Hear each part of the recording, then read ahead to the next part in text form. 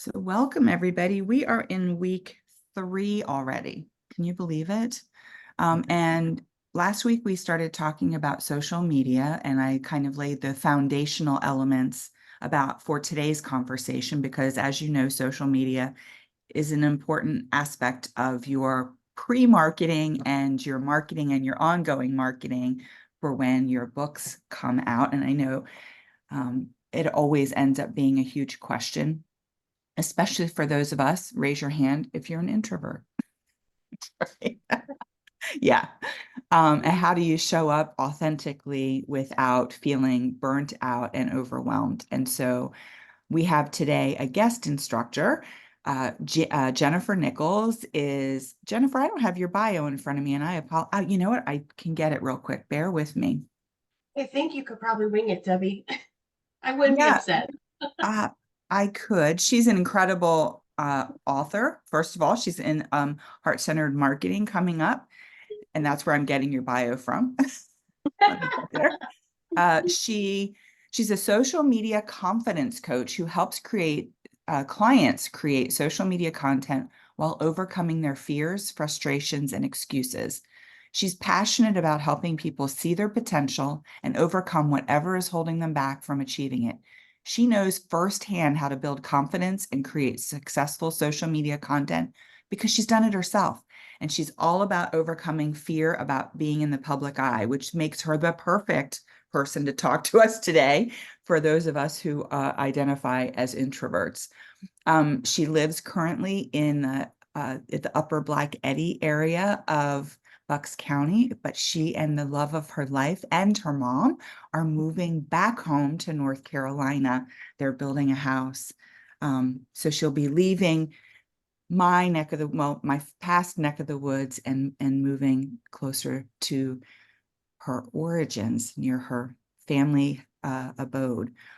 Did I miss anything? She's fabulous. First of all, she's Yeah. fun. She wears all of the hats you see behind her. She's all about hats. So follow her on social media. She's hilarious.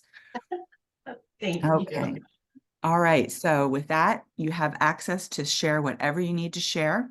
Okay, super. So, just so you all know a little bit about me, I'm straight to the point. I like to have a lot of fun, and if I'm having fun and have to do social media, I might as well make it fun. Is really my theory of all the fundamentals in social media. But also, I'm not a big fan of using screens and shots. The tech gets confusing, and I feel like I get distracted. So you may too. So we're just gonna be a bunch of friends having a conversation, and I think that we get to listen and hear and absorb more that way. And also, huge fan of audience participation. So I'm going to ask a lot of questions.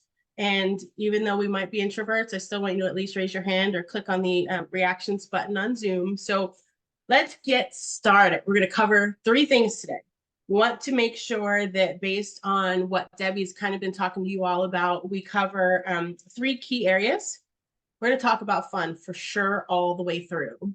We're going to talk about consistency, because that is the number 1 key factor in anything else we do in social media, because all the other stuff won't matter. And then also we're going to talk about ways to stay consistent, which includes maybe some scheduling and some things that could help you out, make this daunting task a lot easier. Because we want to make sure people know about you and know about your book, because if they don't, then nobody's buying it. So that's the facts. All right. So I know that last week, Debbie talked a little bit about like overview of social media. How many of you, and you can just raise your hands or shout it out, how many of you know where your ideal readers could be or are hanging out on social media? All right. Okay. So let me know. Just go ahead and group effort. Just chime in, popcorn it. Let me know where they are, because I don't want to talk about TikTok if none of you are on TikTok. So let's figure out where you know your clients are going to be. This is. Go ahead. I was just going to say that I think, that this is one of the quandaries I have is like, whether I happen to know about the people who are on, the platforms I'm on, but there's some platforms I'm not even on at all, like TikTok. And those are the ones I know the least about, but at the same time, that makes me hesitant to say that I don't think my ideal reader resides there. So it's kind of a double-edged sword, I think. Okay. So where do you think they're hanging out at if you think about your place of comfort? Where are you happiest if you got to do it? Well, I just know where I've engaged, like, from different pitch meds and different other kinds of events in the past. I've made a bunch of connections on like Instagram and Twitter. And Oh. but that's just happened to be where those events were held. And I've never actually tried to break into TikTok. So I don't know. I think it's really an interesting question. Okay, cool. And Joseph? I'm pretty sure most of my readers would be in Facebook. Mm-hmm. So Okay. I mean, they're a little bit. I guess TikTok gets the notoriety as being of a younger group of people. Is that true? Not Is it? anymore. It started that way, but it's Yeah. not true anymore. Okay. Well, I'm pretty sure Facebook is my go-to place for most of my readers. So, And that's okay. That's nothing wrong with that. Gina? I think Chris was next, but I do have my input. Go ahead, Chris. Okay, thank you. Yeah, I would say the one I'm comfortable with is Facebook, and I know that I do have folks on Facebook, but I'm very interested in TikTok. That is something I want to learn to cultivate. Cool. Okay. All right, and then my comment on TikTok.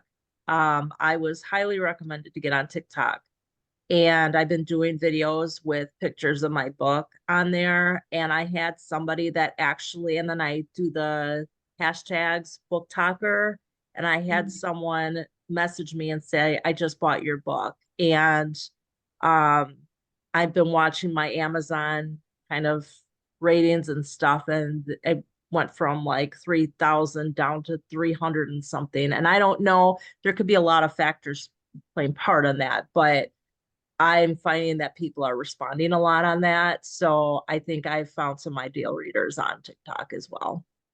Your rubber chicken needs to be on TikTok if he hasn't shown up already. He needs to be a consistent character. I'm just saying. And then last but not least, Avery. My ideal reader is definitely on Instagram and TikTok. I'm working with trying to get people of all different ages for mental health awareness and stuff like that. So Bookstagram and Book Talk and all of that stuff are definitely where my readers are hanging out. Awesome. Okay.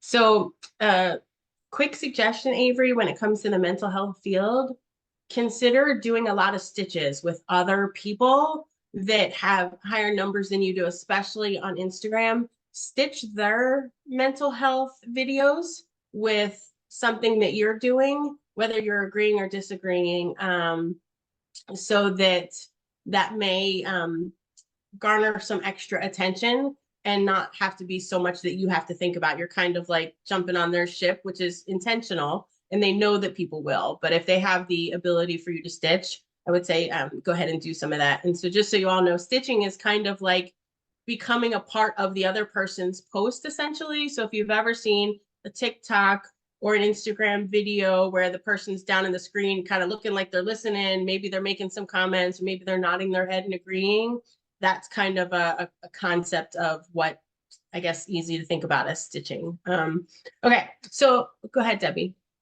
Okay, I'm going to show my lack of knowledge here. So you say they permit stitching. Is that something that we ought to do? And how do you permit it? And then how do you know if someone else has permitted it? So you won't really know, except the easy way is that they'll say stitch this and they'll tell you you have permission. But there is a part of Instagram that you can click to make sure that you have the ability for it. But anyway, it's definitely for videos a great thing to do. And I can show you some examples of that a little bit later, but the offline is different, Apple to Android. And so we can talk about how to a little bit later, but definitely it's fairly easy, and it's more valuable when you're stitching other people's stuff than creating stuff that other people will then stitch. It's easier. It's already done because they did the work. And then you're just kind of saying, hey, they've got a good audience. Let me borrow them for a minute. Let's have a cup of coffee over here on my Instagram video. So that's kind of the theory there, but it's beneficial if you have the time and energy, but you do have to do that live from your phone. It's not something you can schedule. Okay, so there's some things I want you to think about. What I believe, oh, I'm sorry, go ahead, John. You're on mute.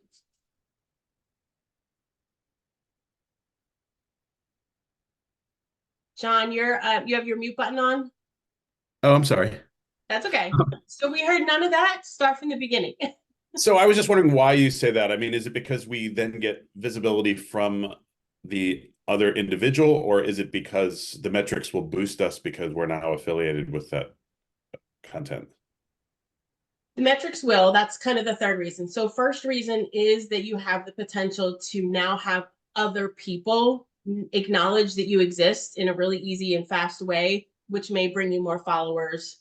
But then also it is the community mindset. So you're working with others and you're being a part of the community online, and therefore you get big props, which then does help with all the metrics and all the things behind the scenes, because no matter what we like to gripe about with social media, they're all created with the sense of community, whether it's commonality or it's connectedness. They reward for that. All of the platforms do, even Twitter. So there's a banding together mindset, and that's what they really want in social media land. So when you're connecting with others by doing that, you're saying, hey, I'm friends with them and I want to be friends with them, and come on along with us together. So it really does help out that way. Kind of just the same thing if you share somebody's post into your story. Those kinds of things really help on Instagram as well. All right, so what I know for myself and for most people that I work with is that creating the content is what's hard. It's hard to think about what to say. It's hard to think about what people want to hear, see, or know from us. It's hard to put ourselves out there. So what I want you to do is think about categories of social media. You want them to meet three kind of big areas. They're the three V's. And it is value, variety, and vulnerability, which is the hardest one of all. But value is educating people. So for example, Debbie, her value is telling people the hows, the whats, the can-dos, the easy tips, the tricks, those kinds of things. But for all of you, the value in your book is just sitting there waiting to happen. So the value in the book, whatever the story is, whatever the personal reason, your story is what I mean. The value there is getting people to feel seen, feel heard, whether it's because they like the genre, or because your personal story is their personal story, or because they're diehard Eagles fans, all the things. That's the value. So you want to really focus on that. The variety most days means nothing about your book. And that's the hardest part, because we want to talk about the thing we're doing. But variety is a photo of you walking your dog and like your morning thoughts, or you at your favorite coffee shop, which may be sprinkled in with, this is where I write most often, or this is where I come to, decompress. The value is snuggling with all of your favorite fur babies. The value is your safe place. Like, where do you love to be? Like at the library or snuggled up on the couch, whatever it looks like. Those types of things are, and I keep saying value, I'm so sorry. Those types of things are the variety. Variety is the spice of life. When you meet someone, your intention is to get to know them. So they tell you a little bit about themselves. You tell them about you. It becomes commonality. It becomes, do you have grandkids? Are you married? It's all the things that have nothing to do with actually like what we do to make money. So let that be the variety. And there's ways to intersperse it with your book. It can be coffee at the coffee shop with your book on the table. It can be that you talk about being at the coffee shop and that's where you write. But just give it a little bit of all the things that you probably haven't shared yet, and just be a little bit more you and human. Go ahead, Joe. Yeah, I had a question. If we're going with the, like the variety thing, uh, and we're posting, say, on Instagram, different videos about our book, um, are we in danger of giving away too much information online and not getting people? Well, he talked all about it, so why should I bother buying the book? And is there like a fine line there that you don't want to cross? Well, you don't want to read a whole chapter to them in a video, but that's really the only line that I would say is the fine line, because ultimately social media moves so fast and people don't remember what they heard or where they heard it or where they saw it. So they're not even going to be able to piece together probably even like a short paragraph about your book. They're just going to know in their gut that they want to buy it. And they know why they want to buy it, whether it's because of the sports or in Gina's case, it'll make you laugh. Like they know why, but they can't remember all the details. Sometimes they can not even remember the author. They remember the cover more than anything else. So you're not in danger in that sense because it's not all pieced together for them. If you published a PDF of it, that would be a big no-no. But just sharing parts of it or sharing your inspiration or how you did your research, that kind of stuff is not going to jeopardize anything. Nobody would be able to piece it together and say, oh, I know all about that. Okay, We online, there's so many courses we can buy, and the people that advertise really well tell us almost all the things, but yet most of us still pay for a course somewhere here or there. And so now let's talk about vulnerability. It's the least fun part, but it's also the easiest part because it's all about us and we have all the answers. So if you are, maybe Debbie's not the first place you went. I think she should be, but just in case she wasn't, let's talk about the vulnerable aspect of that on social media. How many times did you try someplace else? How many times did you wobble back and forth between self-publishing and working with Debbie and figuring it all out? Those kinds of things. The vulnerability in feeling like you hit a wall with your ideas and your thoughts and you just can't get anything out. The struggle you maybe have with balancing life and writing because you have a job that pays the bills and then you got to write somewhere in between all that and kids are screaming, whatever it is. Think about how to add the vulnerable into your social media personally, but also regarding your book, because that draws people in to connect with you. For lack of a better way to say it, y'all, it's me too. Not in the bad sexual way, but in the, yes, I feel that.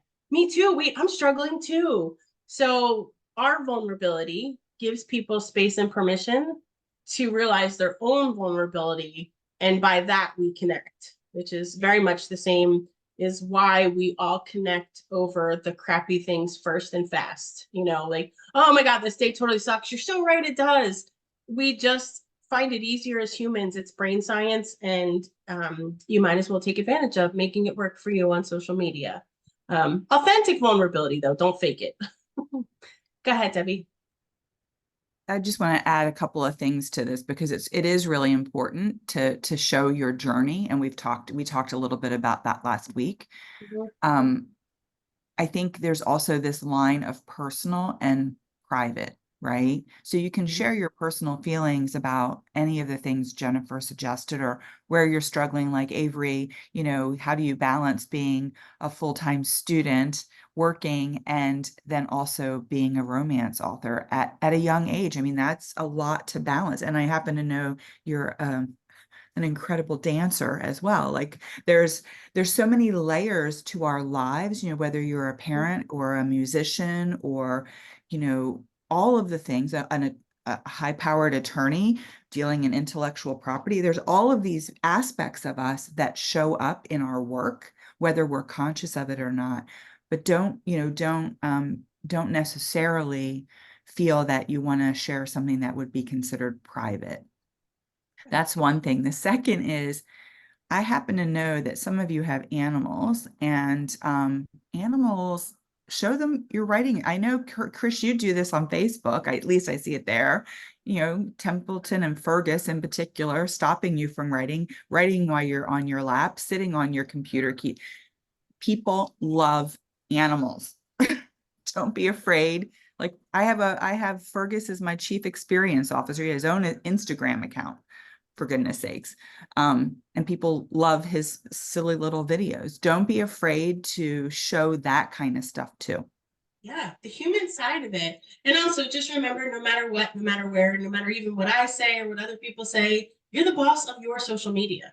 You're the boss of when you post, you're the boss of what you post, you're the boss of how you post it, even if it doesn't fall into what the ideal rule is. You get to be the boss. So don't forget that. But Avery, for you, a great kind of concept to think about would be to, you're young. And we think when we get older, I don't know how we got here, but we think when we get older, the young people couldn't possibly have enough life experience or know the things that we now know as grown-ups and adults with experience. So play on that. Talk about how, like this is what people think all the time, like stereotypical. They assume I don't know this. But let me tell you, I know these things. So I would play on that a little bit because people your age bracket will agree with you wholeheartedly. And people in our age bracket may go, oh, yeah. Oh yeah. So, and we're often impressed with young people who know more than we gave them credit for. We feel like jerks for not giving credit, but we're also impressed when it happens.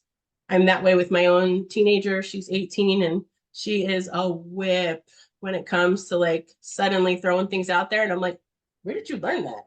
Sometimes it's because she was listening, but other times it's because life in the world. So talk about that, definitely Debbie just shared why. Your why is always going to be important. Absolutely. For all the things, why now is the book the right time? Why is the book concept what it is in your space, in your heart, in your head? So make it connectable. You really want your social media to be human because we connect with humans. That's really how it works. Even though we all want to easily get thing on Instagram, we want to purchase the stuff, we want to do the things. We don't click just because somebody was wearing some great jeans or using the most fantastic kitchen gadget.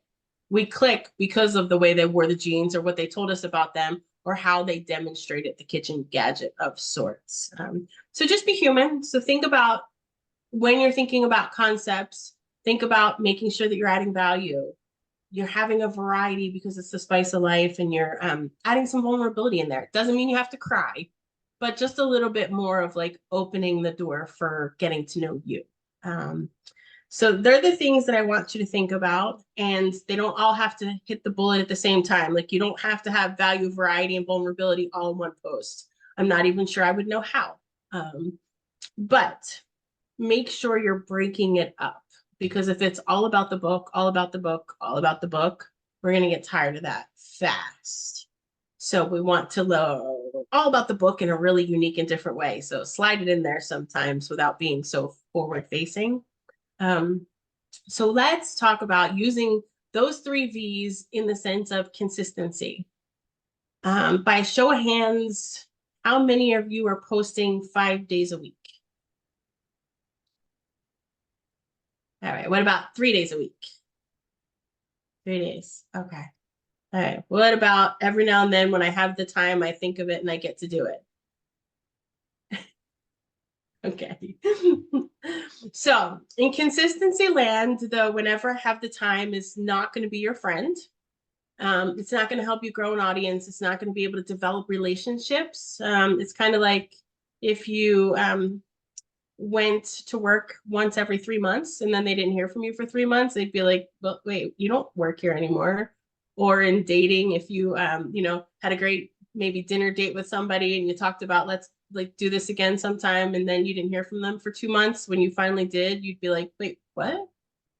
So we want to make sure we're a little more consistent and we stay in front of them. And the best way to do that is with a plan. Do any of you use scheduling in your social media? Like putting it all in a schedule first? That's how you guys are getting to 5. I see. That's why. Joe and Avery, don't worry, they got a secret weapon. So there are pros and cons to scheduling. So the biggest pro, is that when you schedule, you have consistency knocked out of the park. You don't have to worry about it. Also, the cons to scheduling is that you have to remember to go in and engage, because that's a huge part of your social media. You can't just post and ghost. You got to really post and be a part of the community you're creating. So scheduling gives you the consistency, whether that be 3 times a week, 5 times a week. I personally never post on the weekends. It's so rare. Sometimes a story here and there, sometimes something fantastic, but it's rare. So it doesn't have to be 5 consistent Monday through Friday. It can be spaced out. But scheduling helps you have a plan, and it's fix it and forget about it. So Avery, when you're at school and you're working, if you have time, I don't know where, at 1 a.m. maybe, you could schedule some posts. It will go at 11 a.m. and you don't have to worry about having the time. So some of those things will help a lot. And there's a couple ways you can do that. You can do it with a scheduler, and you can also do it with just having paper in front of you, 30 days of ideas, so that they're here and you can grab them on the go and make sure you don't have to think of something to say, because when we have to think about what we're going to say, that's usually when we get caught up. We're going to say, oh, I'll do that later. I can't think of that right now. I don't know what to say right now. I'll do it later. Later's not our friend. So think about ways that you can just keep ideas next to you in a book.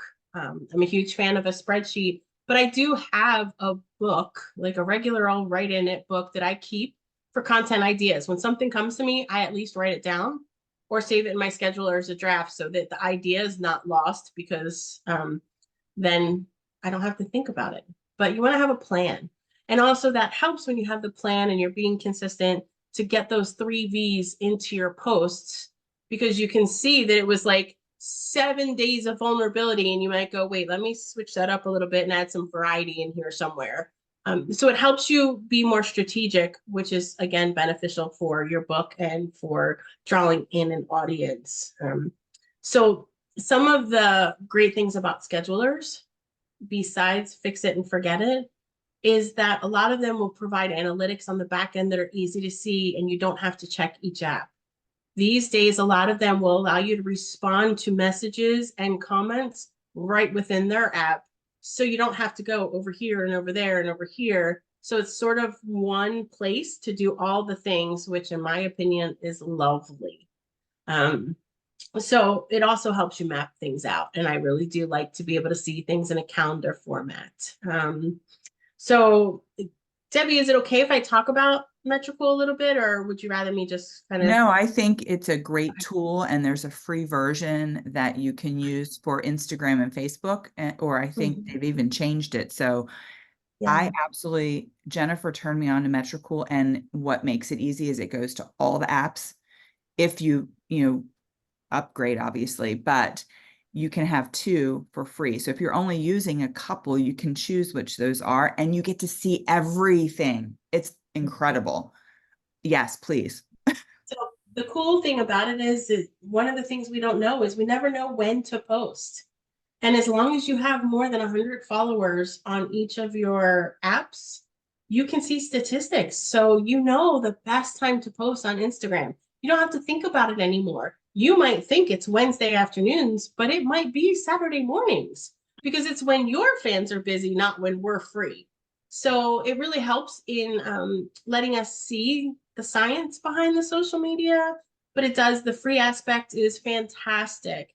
They do require you to pay for LinkedIn, because they know that's where the bread and butter for them is. But free is great. It's good to flex your muscle. It's good to learn. It's good to practice the consistency aspect, and getting your ideas out and plotting them and planning so that you can see a full calendar is a really good way to start figuring out what you're giving to people. And go ahead, Debbie. I just want to add to what you're saying. is the other thing that there are a couple cool things. One is it also shows based upon your experience when the best time is for you to publish. And it's all color coded. So like if you're looking at Facebook, it's like, oh, I've been posting at like 7 in the morning, but really my ideal audience is on at 10 a.m., the band. And it shows you, it gets darker the more significant Yeah. people show up. So you can just move your post. You just literally move it. And the other thing is Jennifer does a service, and I'm just going to brag on you a little bit, that she does all these hashtag research. So if you're not sure, she can do that. We'll work with her as well for your books, but she just did a whole audit of the hashtags that we've been using, and unbelievable the outcome. Now, she does have a tool that helps her do that, and it's worth her doing it because she, first of all, geeks out on it, and she's very like, don't use this one, use this one instead, and she tells you why. So don't worry about because hashtags matter. Anyway, as you were. They do matter. Thank you for the compliment, Debbie. I appreciate it. But hashtags do really matter, and they matter pretty much everywhere except for Facebook. I mean, they kind of matter on there, but those of us who started using Facebook when it first came around, like just the other day, hashtags weren't a thing. It didn't become a thing anywhere else until Twitter, now X, created hashtags. And so now it's not really a thing on Facebook, but it doesn't hurt if you use them on Facebook. So let me just, Debbie, can I share screen real quick? Okay, I just want to show you all what I mean by the ability to see all of the things that are beautiful in Metricool. So this is what a screenshot would be of Instagram.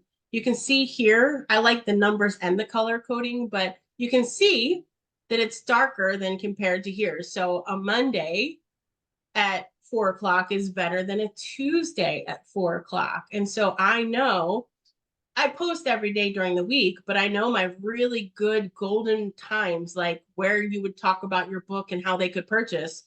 If you were looking at my thing, you would post Monday at 4 o'clock, or 3 o'clock in this case, because you want to get the most reach for like more bang for your buck. It also gives you up here, you can see it's the inbox, so you can reply to the messages and the analytics. Go ahead, John. I had sort of two questions. I think the first question is this because the algorithms prioritize stuff that's coming out while you're online and already looking at stuff, and it's less likely to prioritize something if you posted it like 12 hours before the person got on, as like getting on right now while you're posting it? So a few things. One, the time codes that are picked here in Metricool are based on my users. So my followers, people who are in my audience group. So it's based on their life. It will look different for yours, but it is based, all analytics and best times to post are based on when your audience is showing up. Now, there are some things like TikTok videos, YouTube shorts, and Instagram reels that do populate in segments based on what's happening. So if suddenly 4 people look at your video, Instagram is going to say, oh, wait, this might be more important. Let's share this again in a few profiles. So the 12 hours in advance can work to your advantage sometimes. Also, depending on whether you have a global audience or you have East Coast, West Coast audience, you might want to look at it and say, let me go here instead of there. Maybe you start, for example, this 3 p.m., I'm at 100% on Instagram for this, but I could go over here at 1 p.m. if I'm trying to reach my West Coast audience also. So it's kind of in that range. But what I want to show you, oh, sorry, go ahead. Oh, I was just going to say, my second question was, from different sources, I've heard that seem to disagree on this, is that if you don't use, for example, Buffer or whatever it is that is like Meta's preferred scheduler, that they won't prioritize you as high in their algorithms as if you're using their sort of in-house scheduler. Do you think there's any truth to that, or have you observed any actual real world effect that makes it worth not just picking, you know, what seems to be the most comprehensive tool like Metricool? Yeah. So here's what I would say. For those people who say that, my next question to them would be, well, have you done the research to see if that's true? I have for a long time tested and measured, as well as my peers and my mentors. So I know for a fact in my experiences, it does not change.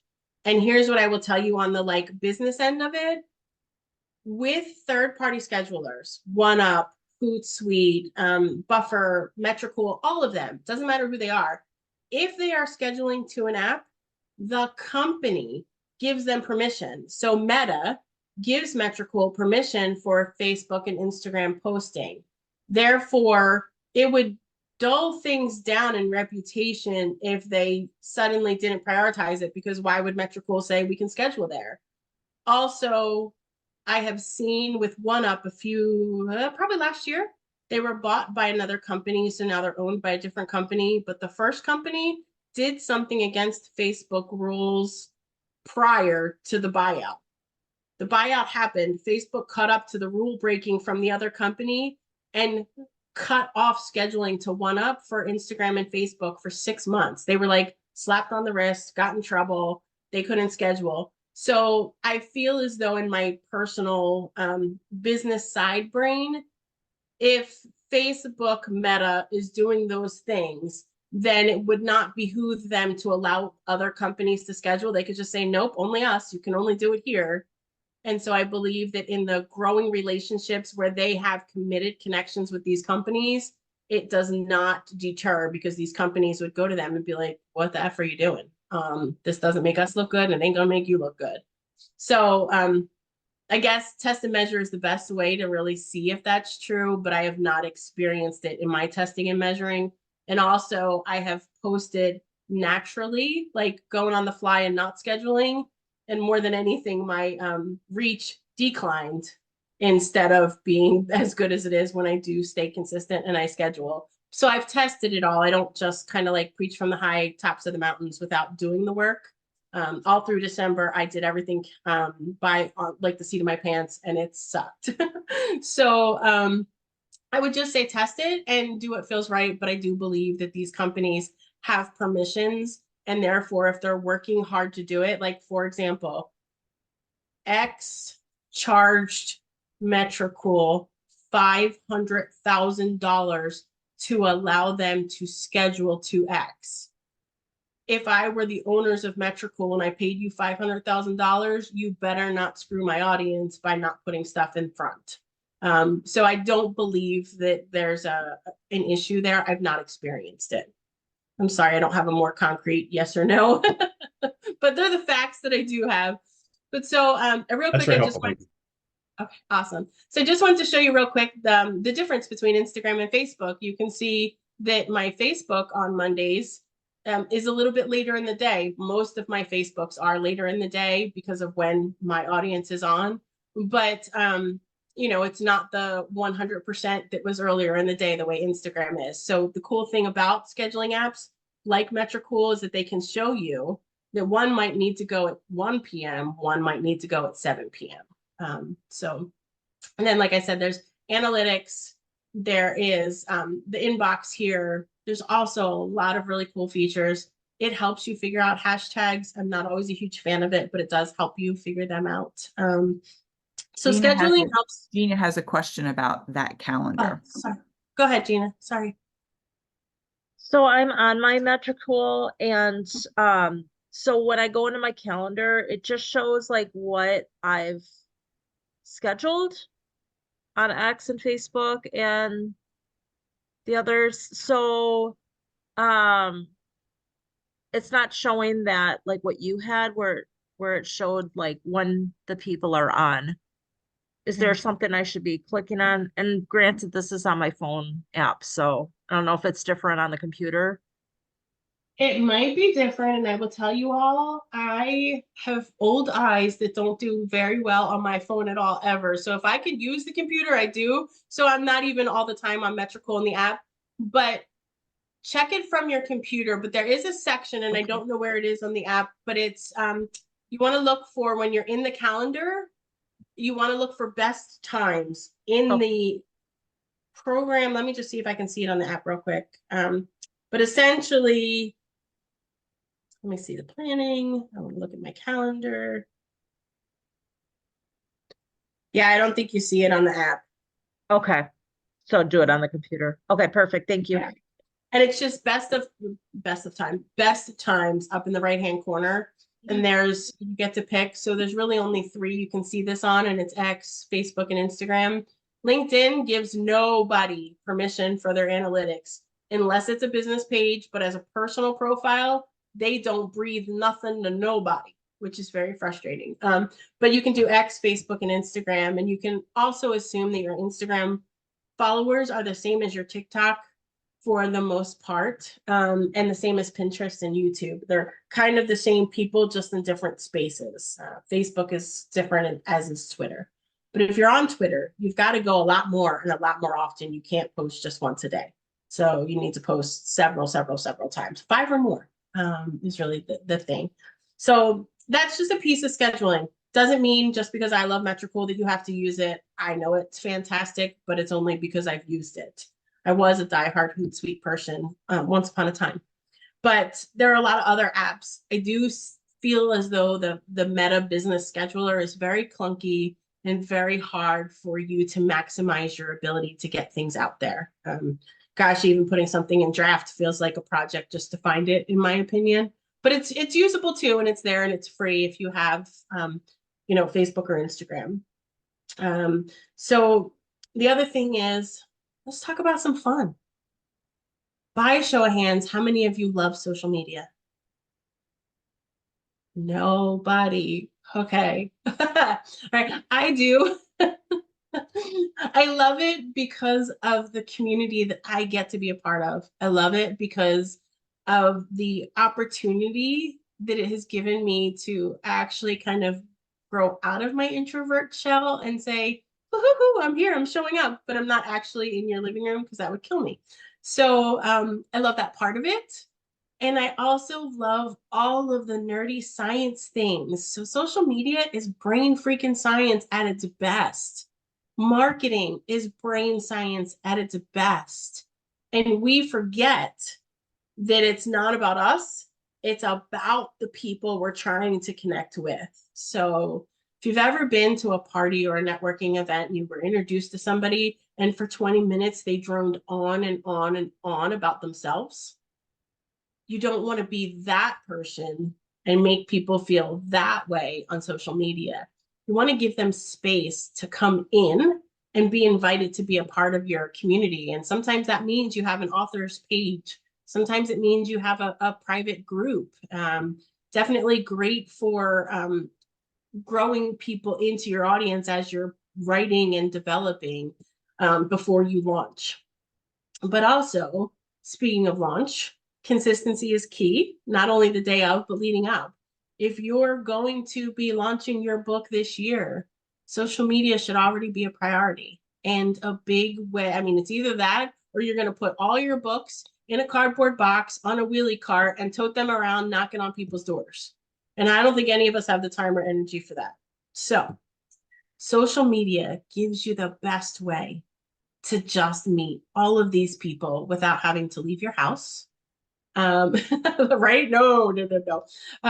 Y'all, just so you know, I'm such an introvert that I previously owned another company before social media, and I knew the best marketing thing was to drop brochures and things off at realtors, and I would print them and I would plan them out and I would focus on all the details.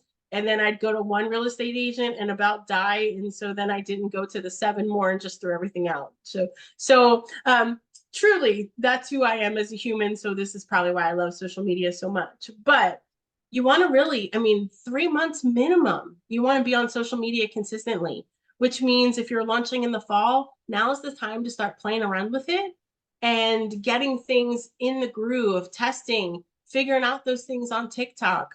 What I will say about TikTok is that it is for everyone, and it's not an age limit. It's what you do when you're there. So every social media platform that you are on and active on should always be a big fat circle that goes right back to your website or right back to where they can purchase your book, whether it be on Amazon or someplace like that. You just never want to leave them. You want to get their email address if you can, especially before launch, because week of launch, you're going to email the shit out of everything. And you should and you could, and it's expected. Nobody's going to be mad at you for it. They'll read it if they have time. They won't if they don't. And if it makes your heart feel better, you can warn them on social media and in a newsletter that the launch is happening and you're going to be really ramping up, and it won't be forever. You know, like I won't be sending 7 emails in 1 week all the time, just this week. But people get to understand and expect it. They're not going to ban you or hate you. But you really want to work towards that because you want time to build that email list. You want time to get people used to cycling back to things, blogs, you know, websites, that kind of stuff, right? Absolutely true, Debbie. They're not your peeps for sure. But the more you get a chance to tell them what's going to happen, the more they feel informed. It's just that simple. And I don't love on a personal level social media. I don't very often post on my own stuff. Kids' photos to share with the family that doesn't live close, and sometimes some cool shit about my business, but that's it. I don't really do things often. I think the last most consistent was my wedding. So there's not a lot there, but it can be fun. And if you look at it from this is a part of my book, this is a part of my life as an author, and I'm going to make it work for me, you can start to have fun because we all define fun differently. And you get to define fun for you and how you get to make it work. If that means silly videos that are less than 15 seconds, let it be that. It'll work.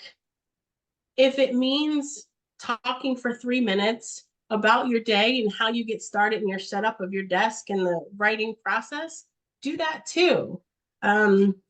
What you want to make sure you do is start now, because it's going to be too late a month before your book. It won't be too late for your friends and family, I promise that, but it will be too late for all the extra people.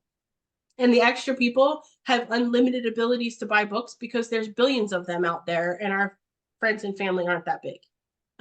So I will tell you, although when I sat down with my mom last night and said, hey, how many books do you want me to order? Mind you, I'm only in 1 chapter. Don't forget this, Mom.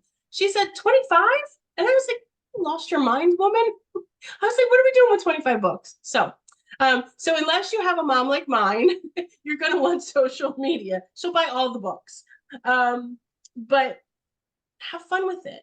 And fun is whatever you think it looks like. Hats are really part of my fun. It used to be that it was part of my disguise. And then people started noticing me without hats and saying, I didn't recognize you. Where's your hat? And then I started getting in trouble for not wearing a hat. And so now hats are my logo. Hats are my persona. Hats are my, like, I can put it on and feel like a different person. And so hats are fun to me. I actually did a whole branding photo shoot with my hats because what the hell, why not? So when you look at social media with that mindset of what the hell, why not?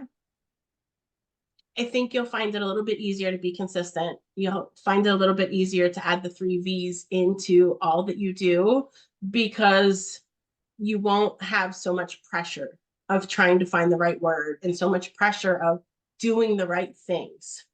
We're all unique, and that's really what makes social media so darn cool.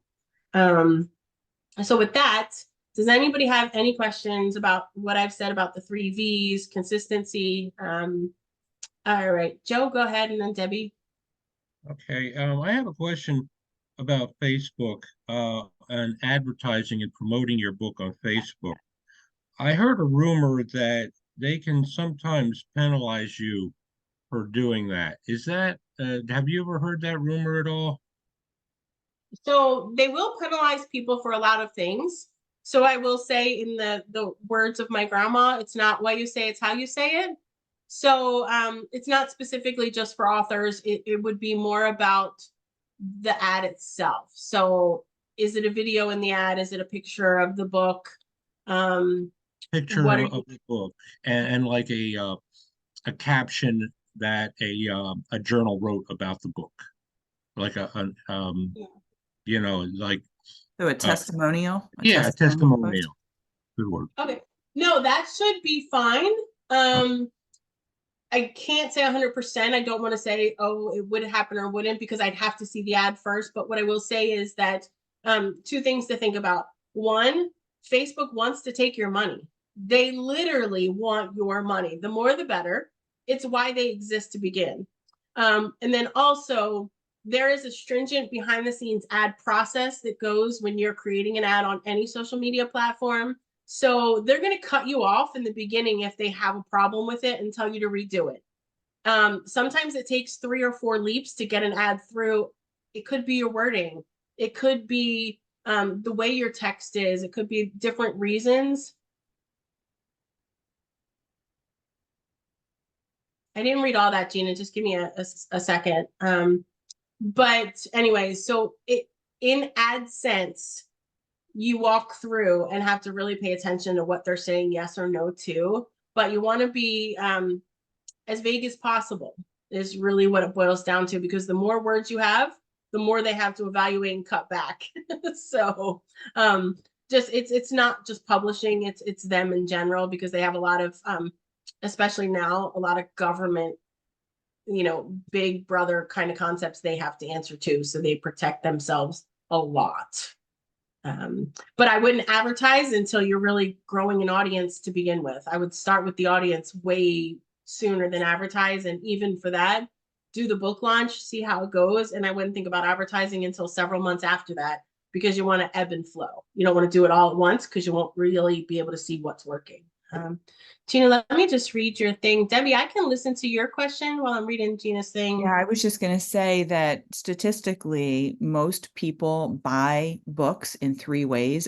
And like it's something like between 93 and 96% of people purchase book in one of 3 ways. One is a family or friend recommendation, family recommendation, a friend recommendation, and the third is an author that they already know.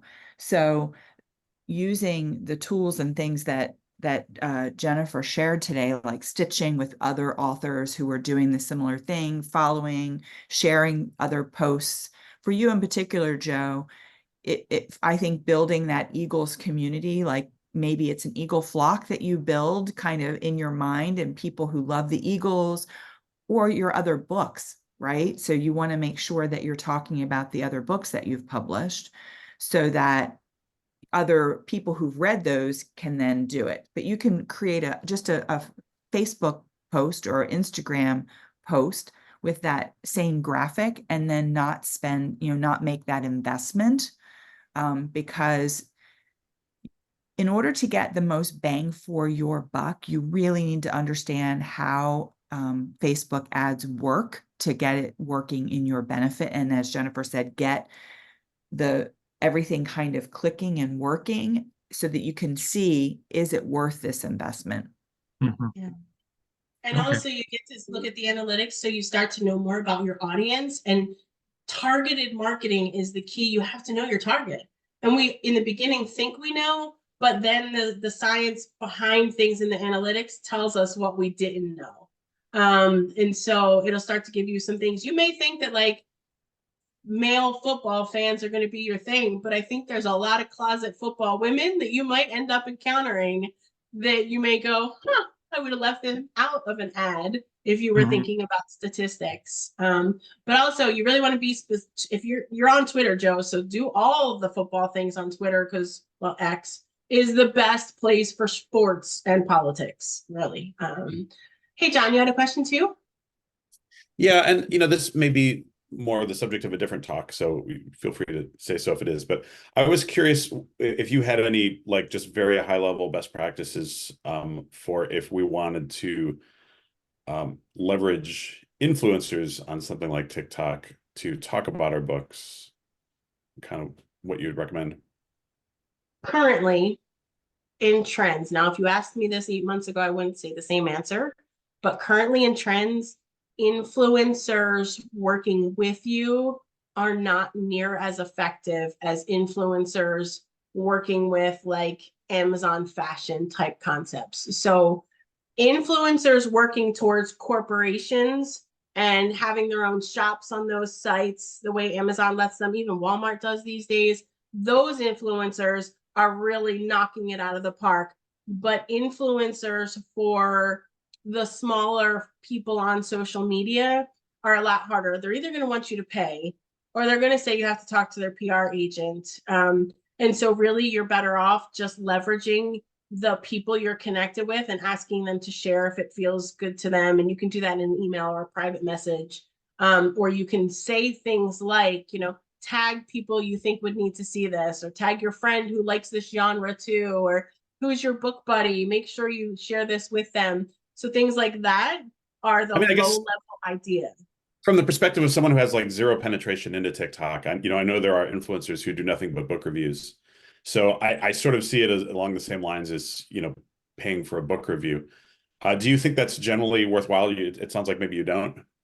I don't agree with it. I'm sorry. I'm not saying you can't, but I'm just saying I don't think it's going to be your best energy used. I think you would try hashtags more targeted better, which by the way, on TikTok, do not do hashtag FYP. It is not your friend. It looks like your friend, but it's not. For you page.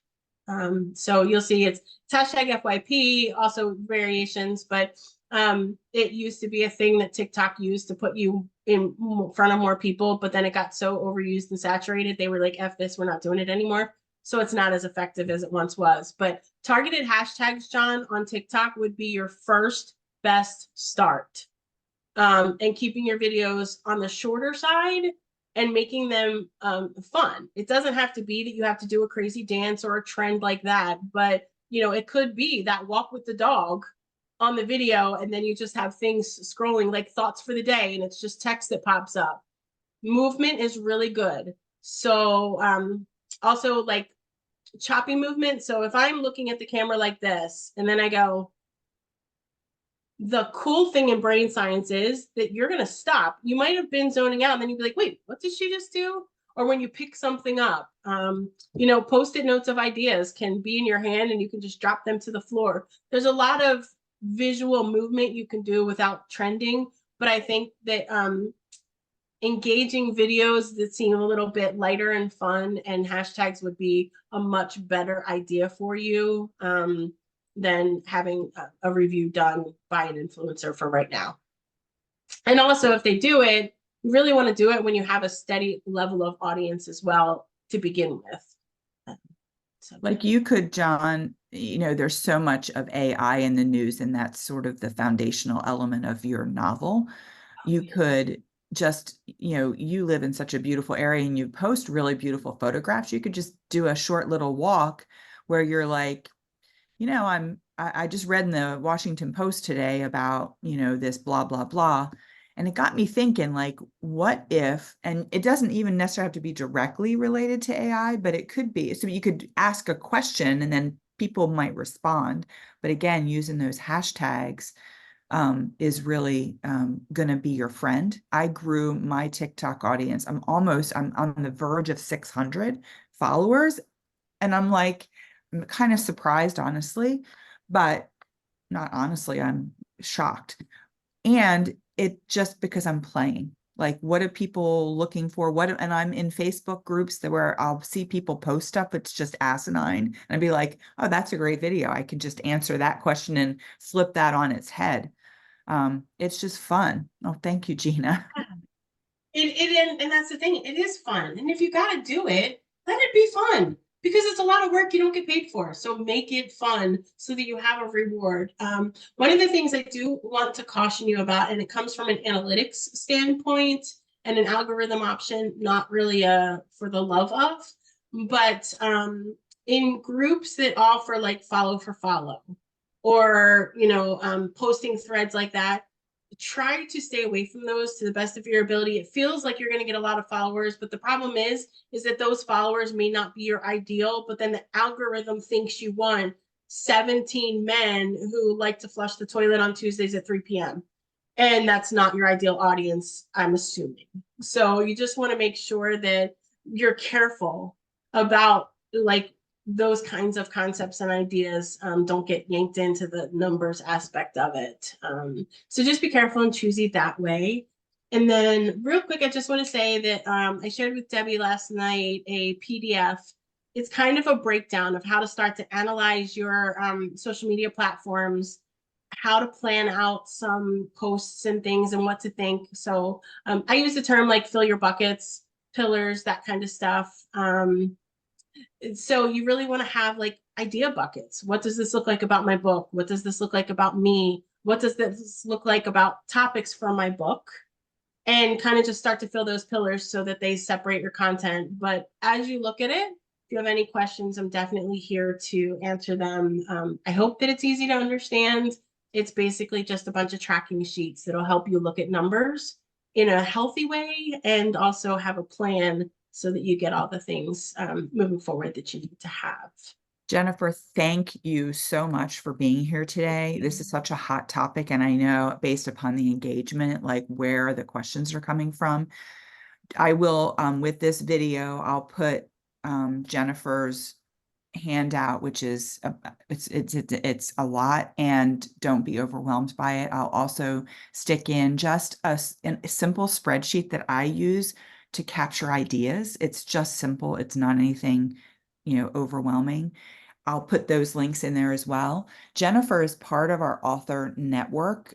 Jennifer, if you want, I can invite you to the fall cohort space so that if you have any questions for her, you can do that. I'll also put in some links so you can connect with, you can find her in the member directory on the author platform, on the Author Academy. So she's there because she's one of the authors in the Heart-Centered Marketing book that we're publishing in March. Just real quick, next week, we're going to start to dive in what to expect from the editorial process. Some of you are already in it. Some of you are queued up for the next stage of being in the editorial process.